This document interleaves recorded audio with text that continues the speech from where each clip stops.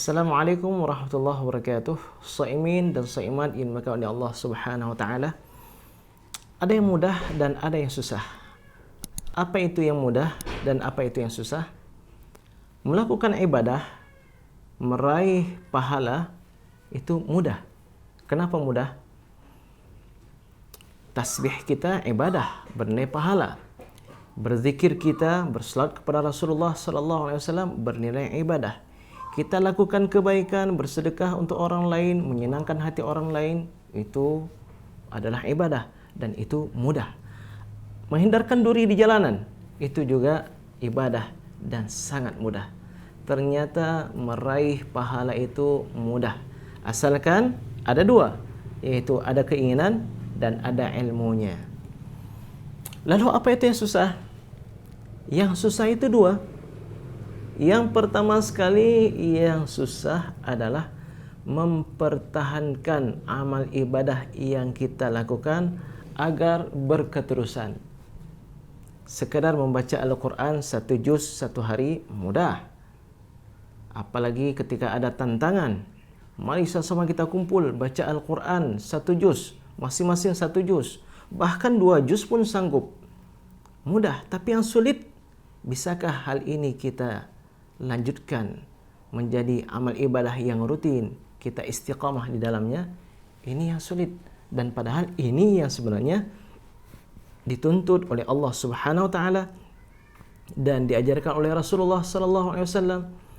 Suatu hari Rasulullah sallallahu alaihi wasallam masuk dalam masjid, melihat ada orang-orang yang melakukan ibadah sepanjang malam.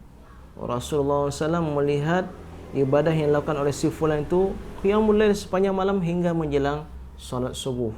Ada di antara mereka yang tilawatul Quran di Masjid Nabawi dan seterusnya. Maka selepas solat subuh, Rasulullah sallallahu alaihi wasallam menyampaikan sebuah petuah, sebuah nasihat. Ayuhan nas, wahai manusia, alaikum minal a'mal ma tatiqun, lakukanlah amalan semampu kalian. Fa innallaha la yamallu hatta tamallu, Allah itu tidak akan bosan sehingga kalian bosan. Jadi kalau kalian tidak pernah bosan melakukan ibadah, Allah siapkan balasan. Allah tidak akan pernah pelit untuk memberikan karunia-Nya yang sangat luas. Tapi kalau kalian sudah bosan meninggalkan amal ibadah, Allah pun akan meninggalkan kalian.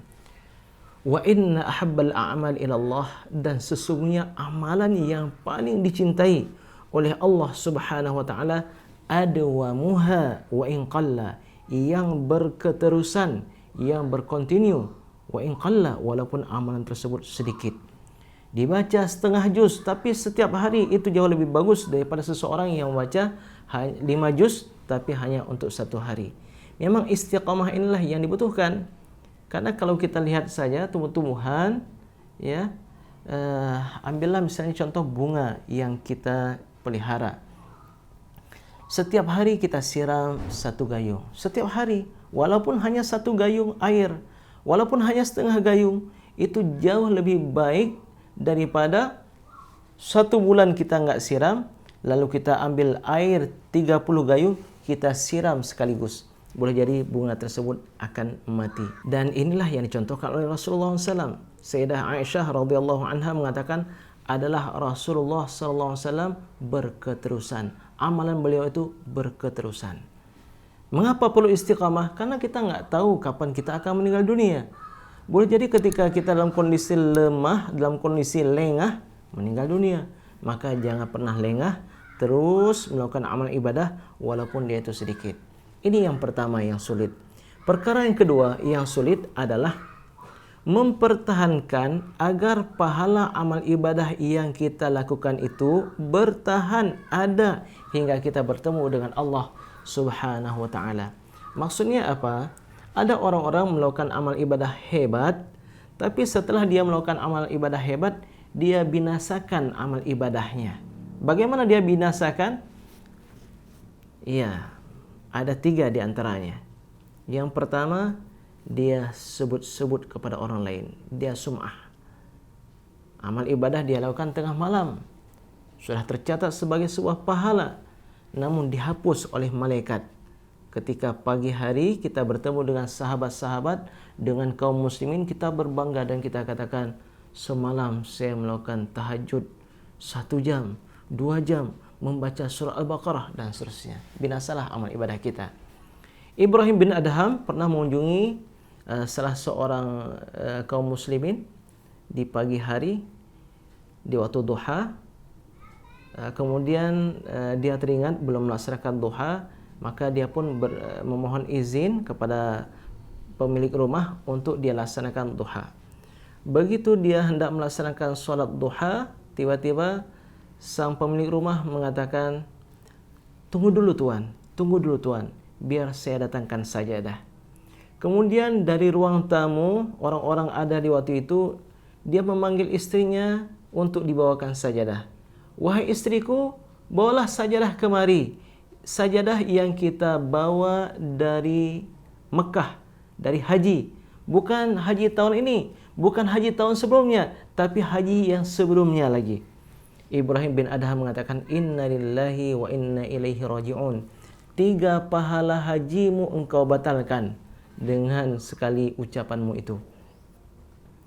Jadi yang berat itu adalah mempertahankan amal ibadah kita. Pahalanya itu bertahan hingga kita bertemu dengan Allah Subhanahu wa taala. 3 penyebab hilang atau runtuh pahala amal ibadah. Yang pertama tadi adalah sum'ah, kita sebutkan kepada orang lain. Yang kedua adalah riya, amal ibadah kita lakukan tapi tujuannya adalah untuk kita pamer kepada orang lain. Begitu juga yang ketiga adalah ujub, merasa kagum dengan diri sendiri terhadap amal ibadah yang kita lakukan. Bahkan mungkin dalam amal ibadah yang kita lakukan, kita merasa mungkin malam ini sepertinya saya adalah orang yang terbaik, yang melaksanakan tahajud, yang baca Al-Quran 1 juz, 2 juz dan seterusnya. Ini harus kita hilangkan dari hati kita. Tujuannya adalah agar kita meraih pahala tersebut dan bertahan hingga kita bertemu dengan Allah Subhanahu wa taala. Benar, sebuah kebahagiaan ketika kita mampu melakukan amal ibadah yang ada pahalanya di sisi Allah Subhanahu wa taala. Tapi kebahagiaan yang hakiki adalah ketika kita menghadap Allah Subhanahu wa taala, kita lihat amal ibadah tersebut masih ada, tidak dihapus, masih bertahan hingga kita bertemu dengan Allah Subhanahu wa taala, lalu Allah pun memanggil kita dengan panggilan keridhaannya dan kita pun ditempatkan di tempat yang diridainya. Jadi perkara yang mudah melakukan amal ibadah, yang sulit adalah mempertahankan agar terus berkelanjutan istiqamah kita, dan yang kedua adalah mempertahankan agar pahala amal ibadah yang kita lakukan itu terus bertahan hingga kita bertemu dengan Allah Subhanahu wa taala. Mudah-mudahan Allah Subhanahu wa taala mudahkan yang susah bagi kita. Wassalamualaikum warahmatullahi wabarakatuh.